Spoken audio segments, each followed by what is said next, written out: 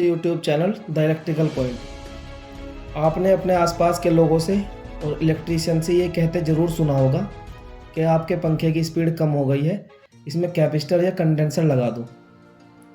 आज आप जानेंगे कि कंडेंसर या कैपेसिटर काम कैसे करता है जो उसकी स्पीड को बढ़ाता है। सबसे पहले ये जान लेते हैं कि जो हमारे पंखे के अंदर मोटर लगता है उसको क्या कहते हैं। उसको बोलते हैं single phase induction motor. Single phase induction motor self start नहीं होते, उनको सेल्फ स्टार्ट बनाना पड़ता है कोई रेजिस्टेंस या कैपेसिटर लगाकर। आज हम कैपेसिटर लगाकर उसको सेल्फ स्टार्ट बनाएंगे।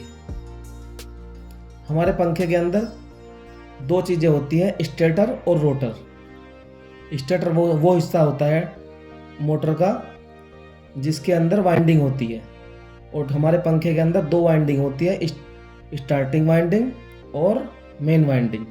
स्टार्टिंग वाइंडिंग को कहीं कहीं ऑक्सिलरी वाइंडिंग भी कह देते हैं। और रोटर वो हिस्सा है जो एक शाफ्ट की तरह होता है जिस पर दबाव पड़ता है, प्रेशर पड़ता है, फोर्स आता है जिससे वो तेज़ी से घूमने लगता है चुंबकीय फ्लक्स के कारण, मैग्नेटिक फ्लक्स की वजह से।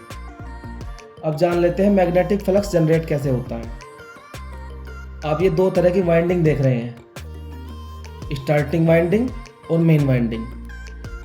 आपने पिछली वीडियो में देखा जो कोयल टाइप की वाइंडिंग रहती, कोयल टाइप का लोड रहता है, वो इंडक्टिव लोड होता है। उस इंडक्टिव लोड में करंट जो है वोल्टेज से पीछे चलती है। अब ये दोनों वाइंडिंग मैग्नेटिक फ्लक्स जनरेट करती है जब हम इसको एसी करंट देते हैं। अब एसी करंट जो है अपनी एक साइकिल में एक बार हाफ साइकिल पॉजिटिव और हाफ साइकिल नेगेटिव रहती है।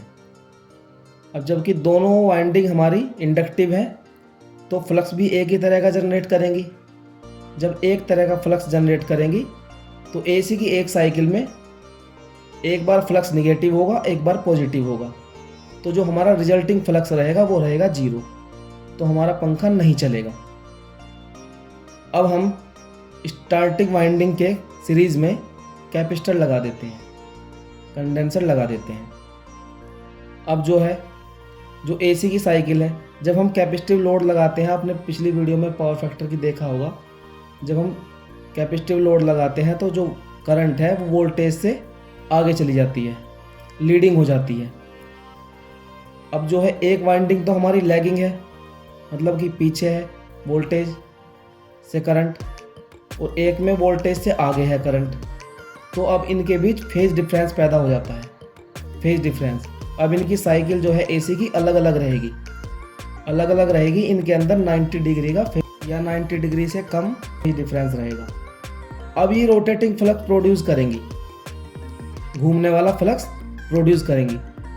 अब ये जो फ्लक्स प्रोड्यूस करेंगी रोटेटिंग वाला, वो जाकर रोटर पर पड़ता है, रोटर पर टक्कर मारता है। अब वो रोटर हमारा घूमने लगता है फैन का। जब रोटर घूमने लगता है, स्टार्टिंग वाइंडिंग परमानेंट उसके सीरीज में लगी रहती है कैपेसिटर के। अगर यही कैपेसिटर हम मेन वाइंडिंग के सीरीज में लगा देंगे तो पंखे की स्पीड जो है उल्टी हो जाएगी, रिवर्स हो जाएगी। इसीलिए हम उसको स्टार्टिंग वाइंडिंग में लगाते हैं। आई होप यू आपको वीडियो अच्छी लगी होगी, आज समझ में आया होगा कि पंखों में कैपेसिटर क्यों लगाते हैं। ऐसी ही इलेक्ट्रिकल इक्विपमेंट संबंधी जानकारी के लिए प्लीज़ चैनल को सब्सक्राइब जरूर करें। Thank you.